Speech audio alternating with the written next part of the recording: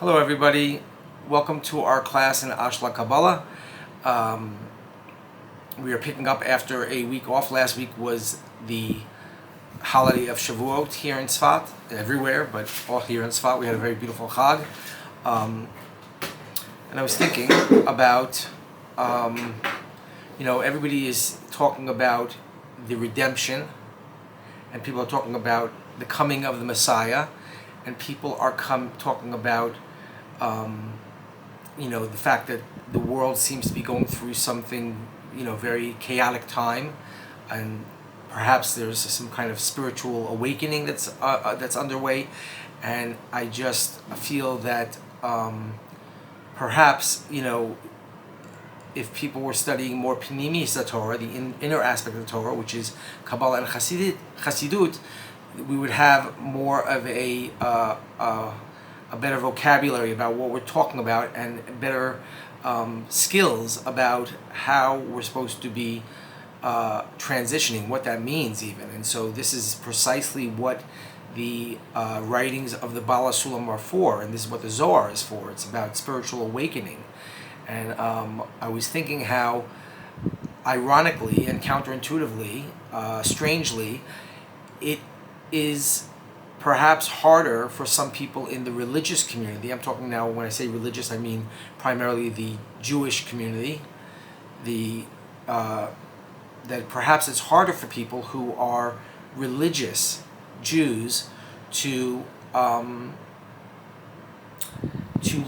understand perhaps what is going on, and there's a reason for that. The reason is that the Torah is structured in a way that we have a Torah of the exile, a way of practicing Torah while we are in spiritual exile, which has been, the last exile has been 2,000 years since the destruction of the Second Temple, and the Jews were dispersed all over the world. And so because the Jewish people, the religious Jewish people, the observant, I don't like the word religious, I like the word observant, people who are doing Torah and mitzvos during the exile, they have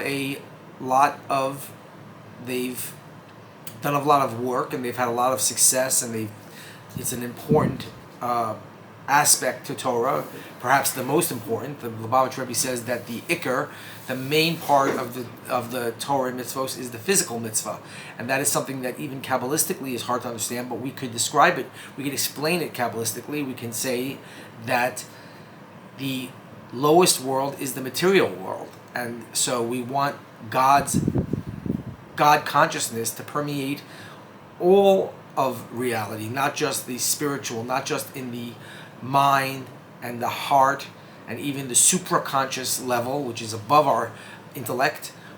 Those are very important places. Those are the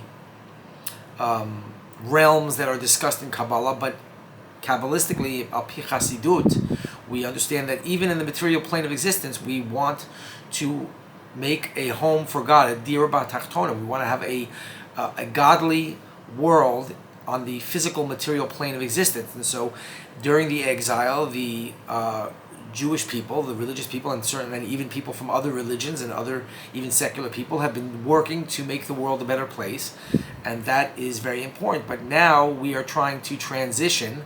We're not trying to lose what we've accomplished by building a religious world on the material plane, physical plane of existence, but we want to expand what we're doing to a level that is to the spiritual level, which means that we want to have an awareness, a consciousness, an attainment of spiritual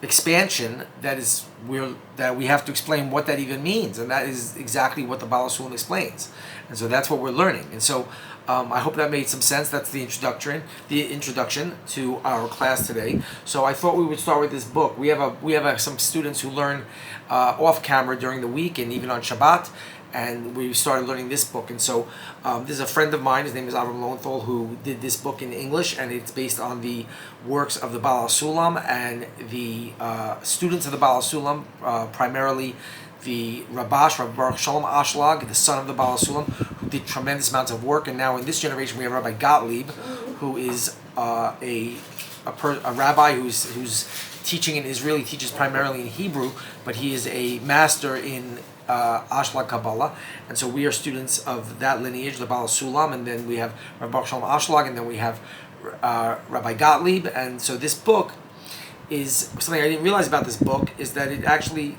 is written in it's excerpts from all of the different introductory articles of the Bal Ha Sulam. The Bal Ha Sulam goes through a whole many volumes of articles where he tries to prepare a student to even understand what we're talking about when we're talking about spiritual consciousness and awakening and attaining godliness, and how to draw the light of spirituality into our vessels of reception. These are all the things that are discussed in Kabbalah, and so there are many articles, and so these are excerpts. But what Avram told me over when we got together on Shabbat to learn is that this is the excerpts are taken from in a way that we're trying to give an overview of the introductory articles. And so although this is a very, very skinny book and the introductory articles are hundreds and hundreds of pages, this is hopefully a way for somebody to start to get a overview of the method of Kabbalah as described by the Bal Ha Sulam, Rabbi Yehuda Ahslag. Principle 1, the source of reality. The source of all reality is God giving goodness. God gives goodness to everybody.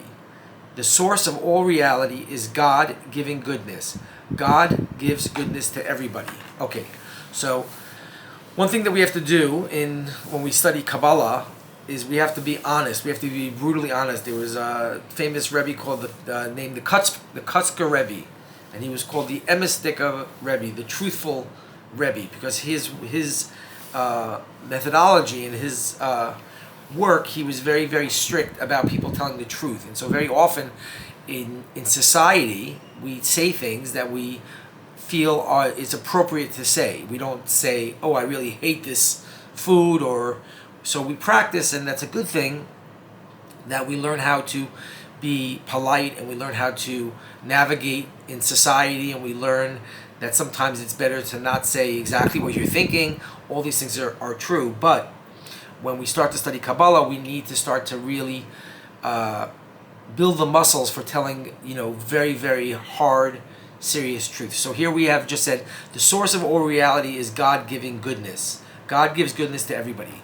So anybody who feels this way is either crazy or they're very, very high spiritual level. Because if a person feels that with all the problems in the world, all the war and all the sickness, the disease and all the abuse and all the poverty and all of every single problem that we have, loneliness and all of the lacking in the world, and a person can look around themselves and say, oh, God is giving goodness. That's what I feel, that's what I experience, that's what I perceive, is that God is continually giving goodness.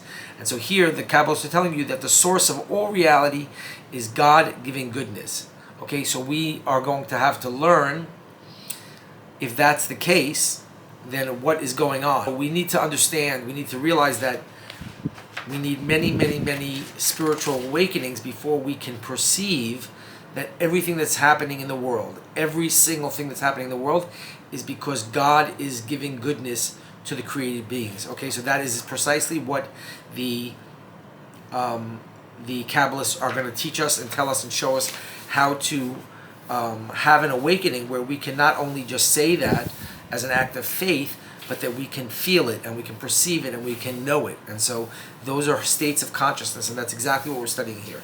And so we are not looking to brainwash anybody, and we are not looking to convince anybody. We're talking about spiritual awakening, which means in our heart and our mind and in our desires, our consciousness is going to rise to a degree where we are going to experience these things, okay? And so right now we have things that happen that we say feel like they're bad, and we have things that feel like they're good. And then the Kabbalists come and tell us, well, that's not really a good way to describe it. It's better to describe it as things that are happening to us that taste sweet and things that taste bitter. And so that would be the first degree of trying to understand what we're talking about, is that there are things that happen.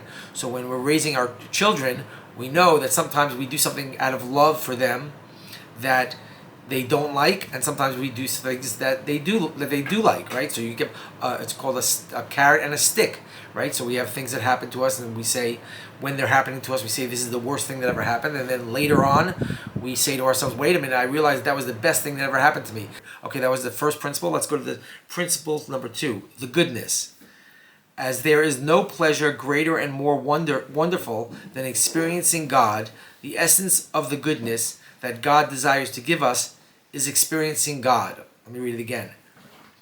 As there is no pleasure greater and more wonderful than experiencing God, the essence of goodness that God desires to give us is experiencing God. One of the major hurdles that we have is that the word God has been,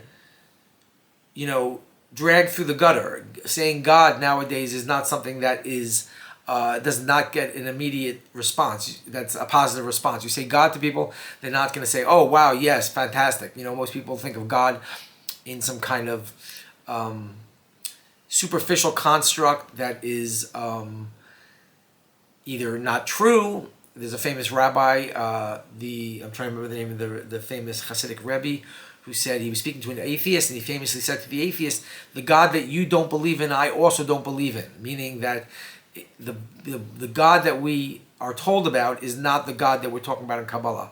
So much so that in Torah we have the names of God. We have names, God's expression as we perceive him in different roles. And so we have the God of nature and the transcendent God. The transcendent God is Yud K Vav K, which are the letters of God's name in Hebrew. But we also have the name Boreh, which is creator. And so in Kabbalah, we talk about the Boreh, the creator. We talk about the one who created everything that we're experiencing, because that's what we're studying. And so here, what the Kabbalists are telling us is that when we raise our consciousness to a high enough level, and when we unite with all of humanity, and we have this collective consciousness, we will experience that the creative force, the energy that is propelling all of creation, is love and is goodness and is the desire to give over pleasure, and that force, which is God is behind that force. That force is more pleasurable. Being in connection with that force is more pleasurable than all of the pleasures of the world combined. So this is something that may sound a little bit funny, but we can certainly have a Olam Hazeh, this world explanation of what that means. Is that if you have a person that you are wildly in love with, you know that spending time with that person is more pleasurable than all of the things that you could do with that person. So you might love sushi, but if you are madly in love with somebody, you want to spend time with that person, you want to be close to that person. Getting closer to that person is more important than the sushi to you. So you would rather have a tuna fish sandwich with that person and have a connection with that person and get closer to that person than having the most delicious fancy steak. So we understand that. So what we're saying now is that there's a hierarchy of pleasure, and that connecting, this is what the Kabbalists are telling us, this is the second principle of Ashlag Kabbalah, that the connection, the feeling that you get from connecting to the source of everything that's happening, of all of creation, the creator, that connection, feeling that connection is the greatest pleasure. And therefore, the entire world is constructed in a way for us to be propelled forward so that we can ultimately experience this connection with the creator of everything. Okay, that's what we just learned, principle number 2. Okay, moving on to principle number 3. The desire to receive. God created in our souls a desire to receive pleasure. This is so that we will be able to enjoy the goodness and pleasure that God wants to give us. If we had no desire to receive, we would not be able to enjoy God's gift. The more we desire something, the more we can enjoy it. Okay? Let me read it again. God created in our soul a desire to receive pleasure. This is so that we will be able to enjoy the goodness and pleasure that God wants to give us. If we had no desire to receive, we would not be able to enjoy God's gifts. The more we desire something, the more we can enjoy it. Okay? So, in Kabbalah and in spirituality and in religion, we're told things and they sound very cute and quaint. They're like the kind of things you could put onto a poster with a kitty cat, right? You can have a poster of a cat and you can say these nice things. It's good to be nice to people, whatever, right? So here, when we hear these things for the first time, they might seem very, very quaint and very, very simple. But as we learn, we find out that these are very, very deep, scientific, and I use the word scientific on purpose, concepts that we're learning. And so here we're being told that God, who is a giver, who is the giving force, who only has a desire to give, who has everything and has all the power, has only a desire to give. And what he created is the desire to receive pleasure. So we have a kind of inversion. We have the one who gives over all the pleasure, created an opposite force to himself. God created a desire to receive. And we call this, in adult terminology, the ego. So the ego, God created the ego. So people say, in secular world, right, the Constitution of the United States is built on the truism that people act in their own self-interest. People act for themselves, right? So people are primarily concerned with doing good for themselves, and that can include their immediate family, their children, right? And then it can include their tribe, and then it can include their countrymen. But we see that as we get these wider and wider circles, people are not built to be altruistic. People are self-centered. The ego is a selfish construct, right? I feel the world through my own mind and through my own awareness, and that feels like me. I feel like me. I'm sitting here and I am me, and you are you. And I primarily am going to work to get money for myself, and I'm going to buy things for myself, and I'm going to be nice to people who I consider to be an extension of myself, which are my parents and my family, right? And that's how it works. And any system of governance that has ever been created that breaks with that rule, we find to have horrible suffering, and right. So we have like communism and all of these utopian concepts, and we say to ourselves, well, that didn't work. It didn't work because people are selfish and people want to take care of themselves. And so any system that breaks that rule is messing with nature, right? And so that is what we just learned here in principle number 3. God created in our soul a desire to receive pleasure. This is so we will be able to enjoy the goodness and pleasure that God wants to give us. If we had no desire to receive, we would not be able to enjoy God's gift. The more we desire something, the more we can enjoy it, okay? So this is going to make more and more sense. So Kabbalah is not a simple, quick wisdom that you learn in a half an hour. It's something that you study your entire life, and it's something that you're not trying to study in an academic way where you just understand what's being said, but we're trying to cultivate a desire for change, and that change is something that happens over many, many years to a person and in many, many stages, right? There's 125 levels of spiritual awakening, and that is because what we're talking about is very, very it's very, very exalted is the word they use in Kabbalah, right? This is a very high wisdom that is talking about literally the nature of reality. And so this is not something that we snap our fingers and understand. It's something that we keep studying. But here we're being told that God created us with a desire to receive everything. And then as we move forward, we're going to see that is just the very beginning of what the process is, the transformative process that the Torah tells us takes 6,000 years for us to realize. Okay, so here, let's keep going. Principle number 4, God does not need anything. God's perfection is absolute. Therefore, receiving is not relevant to God. Wanting to receive something means that something is lacking. As nothing is lacking in God, the desire to receive is not relevant to God. Okay, so we just said this already, but I jumped ahead by a few principles. But here we are saying that God is all powerful and has everything, And so God does not need to receive. So we're saying that although God created us wanting everything and needing all of these things because he wants to fulfill us, God is not like that. God has everything and does not need something. Now, this is a tremendous philosophical question that is still debated today in Judaism, where people want to know that God, are we doing anything for God when we do Torah and mitzvos? Are we achieving anything, or is this just that we're pretending that we have a relationship with God? And the Kabbalists come and say, God forbid that we should believe that. No, we are actually in a relationship with God, and therefore God does want us. We talk about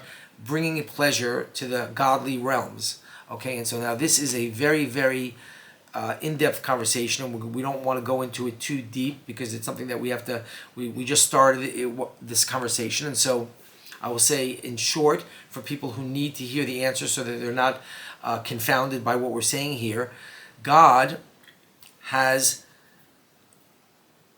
the Ari Ha Kodesh tells us, created the world with a desire. So when we have these qualities, they are from a place of lacking. We're missing something, and then we have a desire to fulfill that. God's desire is not like that. God's desire, it's something that we cannot necessarily appreciate because we are outside of it, but we can hear it, we can intellectualize it, we can understand that God has a desire from fullness, from simplicity, from completeness. God has a desire. And so when we are working in Torah and mitzvos, we are making God happy, so to speak. Now, the second thing that the Kabbalists tell us is that when we're talking about God himself, which is higher than the spiritual worlds, and there is a certain point in which we cannot attain awareness or understanding or any kind of consciousness that has to do with God himself above this highest point.